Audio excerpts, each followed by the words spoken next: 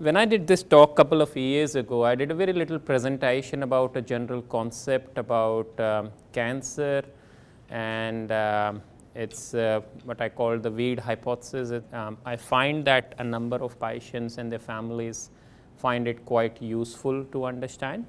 But let's say this whiteboard was our backyard, and you have a nasty little weed that grows in the air. Now, there are two possibilities. You find the weed when it's early, so you can deal with it, or the other thing that can happen is that you somehow miss the weed, it doesn't come into your notice. So by the time you see it, there are other weeds growing elsewhere as well. So if you find the weed early, what tends to happen is you've taken it out, so you've gotten rid of this.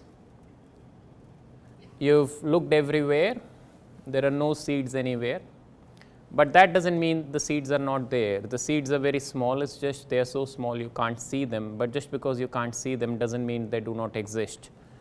So in some cases, when you have taken the weed out, the seeds will come back. And the question is, if the weed was there, you couldn't see anything, how did they come back?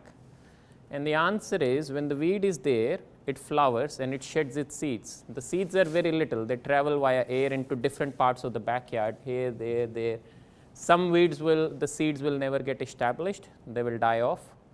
And it's like some weeds will get established. It's like often we would say, well, the weeds grow more in my backyard than the neighbor's backyard, but they've all obviously come from somewhere. And sometimes some weeds will grow slow and some weeds will grow fast. But one important concept is when the seeds have come back, they're often not localized, and what you see is often tip of the iceberg. If you identify any of these weeds growing, then these are the fast acting weeds, but theoretically, if you came back 3 months or 6 months later, there would be more seeds growing in different areas and different. So what it means is through the backyard.